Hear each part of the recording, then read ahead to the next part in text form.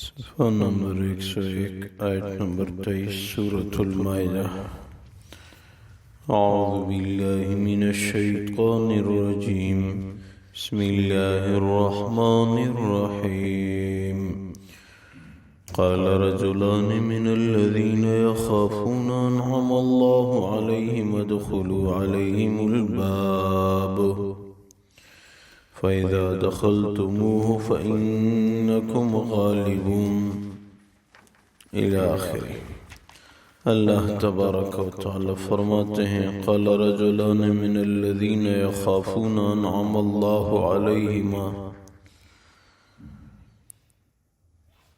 بنی اسرائیل میں سے دو آدمیوں نے موسیٰ علیہ السلام سے عرض کیا، وہ دو آدمی جن پہ اللہ نے ایمان کا انعام کیا تھا، اللہ سے خوف کرنے والے تھے، انہوں نے اپنی قوم سے کہا ادخلوا علیہم الباب، اس بستی والوں پہ ان کے دروازے کے راستے داخل ہو جاؤ، فَإِذَا دَخَلْتُمُوهُ، جب آپ لوگ داخل ہو جاؤ گے، فَإِنَّكُمْ غَالِبُونَ، تم غالب ہی ہو، وَعَلَى اللَّهِ فَتَوَكَّلُوا إِن كُنتُم مُؤْمِنِينَ، اللہ کی ذات پہ توکل کرو، توکل کرنے والے مومن ہی ہوتے ہیں۔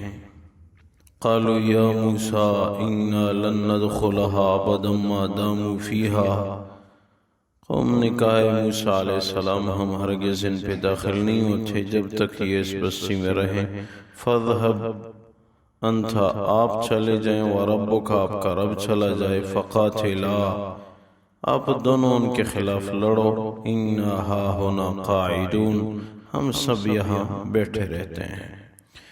قال رب انی لا املک الا نفسی واخی، موسیٰ علیہ السلام نے عرض کیا اے میرے رب، میں تو اپنے آپ اور اپنے بھائی کا بس رکھتا ہوں، فافرق بیننا وبین القوم الفاسقین، ہمارے درمیان اور ہماری قوم جو کہ فاسق ہے ان کے درمیان جدائی ڈال۔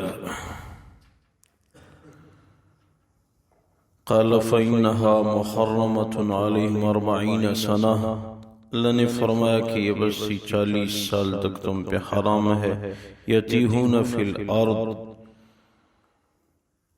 اس زمین میں سرگردان رہیں گے یہ لوگ، فلا تأس علی القوم الفاسقین، فاسق قوم پہ افسوس نہ کرنا۔ اللہ تبارک و تعالیٰ ان آیات مبارکہ میں بنی اسرائیل کا تذکرہ فرماتے ہیں جب موسیٰ علیہ السلام نے پاک سرزمین بیت المقدس یا اریحہ، اریجہ یا شام کی سرزمین مراد ہے، ان کے ہاں داخلے کا حکم فرمایا تو قوم نے کہا وہاں بڑے باقوت لوگ رہتے ہیں، ان میں سے دو بندے کالب اور یوشع، انہوں نے کہا کہ اللہ کی ذات پہ توکل کرو، جیسی آپ لوگ داخل ہوں گے تو اللہ کی مدد ساتھ ہوگی، تمہیں غلبہ حاصل ہوگا۔ لیکن قوم والوں نے یہاں تک فیصلہ کیا کہ جب تک یہ لوگ رہیں گے ہم اس بستی میں داخل نہیں ہوتے، اور موسیٰ علیہ السلام سے کہا کہ آپ اور آپ کے رب چلے جائیں نا، ان سے لڑو، پھر جب تمہیں غلبہ حاصل ہو جائے تو ہمیں بتا دو، پھر ہم آئیں گے۔ تو عبداللہ بن مسعود رضی اللہ تعالیٰ عنہ ان آیات مبارکہ کو سنانے کے بعد فرمانے لگے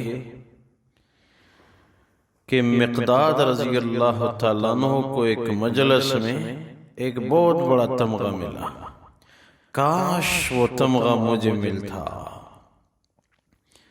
وہ یوں کہ میں موجود تھا، اللہ کے رسول نے صحابہ کرام سے فرمایا کہ مدینہ منورہ میں رہ کے تو مشرکین سے لڑنے کا آپ لوگوں نے کہا ہے، لیکن اب بدر تو باہر کی جنگ ہے، کیا مشرکین کے متعلق آپ لوگ لڑنے کی رائے دیتے ہو؟ تو مقداد رضی اللہ تعالیٰ عنہ نے عرض کیا، یا رسول اللہ صلی اللہ علیہ وسلم، ہم بنی اسرائیل کی قوم کی طرح نہیں ہیں کہ ہم یہ کہیں کہ فَاذْهَبْ أَنْتَ وَرَبُّكَ فَقَاتِلَا إِنَّا هَاهُنَا قَاعِدُونَ، آپ اور آپ کا رب چلے جائیں، ان کے خلاف لڑو، جب غلبہ حاصل ہو جائے تو ہم آئیں گے، ہم تب تک یہاں بیٹھے رہیں گے۔ ہم وہ نہیں ہیں، ہم آپ کے شانہ بشانہ لڑیں گے جب تک ہمارے جسم میں حرکت سکت ہوگی، ہم آپ کی حفاظت میں لڑتے رہیں گے۔ بدر نہیں، جہاں بھی ہو ہم تیار ہیں۔ عبداللہ بن مسعود رضی اللہ تعالیٰ عنہ فرماتے ہیں، اللہ کے رسول کا چہرہ کھل اٹھا، خوش ہوئے اور بہت زیادہ اطمینان حاصل ہوا، میرے صحابہ میرے ساتھ ہیں اللہ کے دین کے لیے۔ تو عبداللہ بن مسعود رضی اللہ تعالیٰ عنہ فرماتے ہیں کہ یہ ایک ایسا تمغہ اس کو ملا کہ کاش یہ مجھے ملتا۔ اس نے ایسا جملہ کہا کہ اللہ کے رسول کے دل کو جیت لیا۔ صحابہ کرام کا مزاج یہ تھا کہ وہ اللہ کے رسول کے دل کو لینے والے تھے، اور اللہ کا رسول ان کا دل لینے والا تھا۔ تو باہمی طور پہ زندگی کیسی خوشگوار گزری۔ اللہ تبارک و تعالی نے فرمایا، وَلَوْ كُنْتَ فَظًّا غَلِيظَ الْقَلْبِ لَانفَضُّوا مِنْ حَوْلِكَ، اے نبی اگر آپ سخت گور، سخت کلام، سخت دل ہوتے تو یہ صحابہ آپ کے ارد گرد سے چلے جاتے۔ صحابہ کرام کہاں سے آئے، کیسے ساتھ پیوست ہو گئے، یہاں تک کہ اپنے وطن واپس جانا پسند نہیں کرتے تھے۔ ہاں جب حضور نہیں رہے تو فراق میں مدینہ منورہ چھوڑ دینا وہ بھی ان کی محبت کی کرنیں تھی۔ ان کے دلوں میں اللہ کے رسول کی محبت رچ گئی تھی، اور یہی اصل چیز ہے جب آدمی کو حاصل ہو جاتی ہے تو انسان اللہ کے ہاں مقام پا لیتا ہے۔ جب قوم نے انکار کیا، موسیٰ علیہ السلام نے فرمایا، اللہ ہمارے درمیان بس جدائی ڈالا، کہ جب میری بات نہیں مانتا، آپ کا حکم نہیں مانتا تو ان سے دور رہنا چاہیے۔ اس سے یہ بھی معلوم ہوا کہ جب مزاج میں تخالف ہو، آدمی ایک ساتھ چل نہ سکے تو پھر علیحدہ ہونا چاہیے، کیونکہ مزید نقصان کا اندیشہ ہوتا ہے۔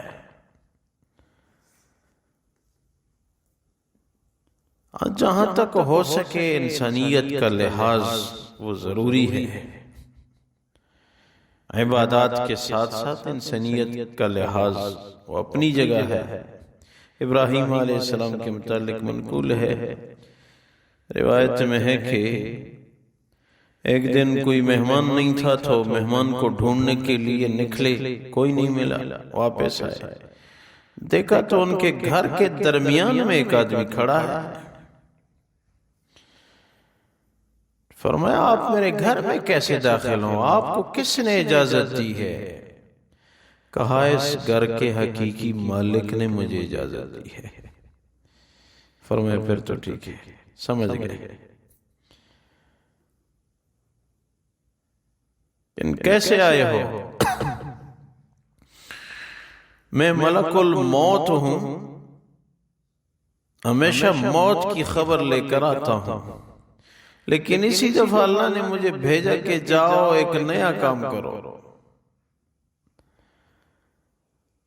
جاؤ میرا ایک بندہ ہے زمین پہ، مجھے آسمانوں سے بھیجا، ان کے پاس چلے جاؤ اور ان کو کہہ دینا کہ اللہ نے آپ کو اپنا خصوصی دوست بنا لیا ہے۔ اس کے ہاں آیا ہوں۔ ابراہیم علیہ السلام بہت متعجب ہوئے، فرمایا وہ بندہ بتاؤ کہاں ہے، میں ساری زندگی اس کے قدموں میں گزاروں گا، دنیا کے جس کونے میں ہوگا میں وہاں پہنچ جاؤں گا، اپنی زندگی اس کے قدموں میں گزاروں گا، جس کو اللہ نے اپنا خصوصی دوست بنا رکھا ہے۔ تو اس نے کہا کہ وہ تو آپ خود ہیں۔ ابراہیم علیہ السلام نے فرمایا واقعی میں ہوں؟ ملک الموت نے کہا ہاں آپ ہیں۔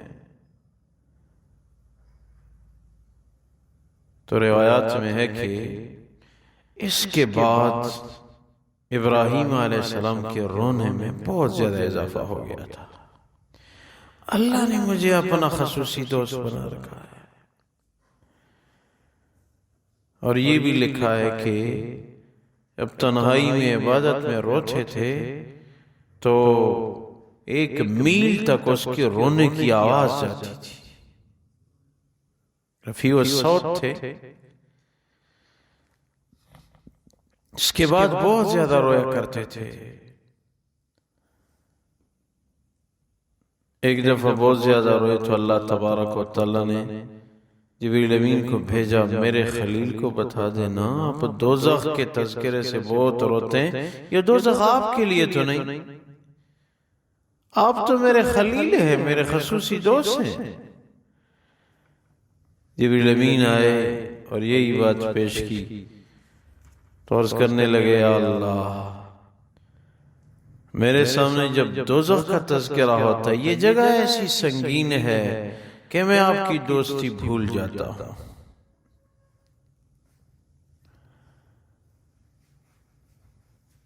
تو اللہ تبارک و تعالیٰ کے ہاں انبیاء کرام کا مقام تھا، موسیٰ علیہ السلام، ابراہیم علیہ السلام، حضور اقدس صلی اللہ علیہ وسلم، جنہوں نے ان کی باتوں، احکامات اور ان کے طریقوں کا خیال رکھا وہ درجہ پا گئے۔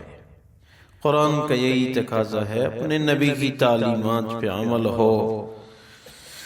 اللہ تبارک و تعالی فرماتے ہیں قال رجلان من الذین یخافون انعم اللہ علیہم، وہ 2 آدمی کہنے لگے جس پہ اللہ نے انعام کیا تھا، اللہ سے خوف کرنے والے تھے، ادخلوا علیہم الباب، اے لوگو اس دروازے سے داخل ہوں، فَإِذَا دَخَلْتُمُوهُ فَإِنَّكُمْ غَالِبُونَ، ایک دفعہ جب داخل ہو جاؤ گے تو تمہارا ہی غلبہ ہوگا، وَعَلَى اللَّهِ فَتَوَكَّلُوا إِن كُنتُم مُؤْمِنِينَ، اگر ایمان والے ہو تو اللہ کی ذات پہ توکل کر۔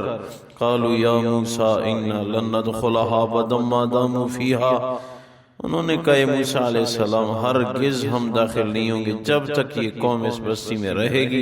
فَاذْهَبْ أَنْتَ وَرَبُّكَ فَقَاتِلَا إِنَّا هَاهُنَا قَاعِدُونَ، آپ اور آپ کا رب چلا جائے، ان سے قتال کریں، لڑیں، ہم یہاں بیٹھے رہیں گے۔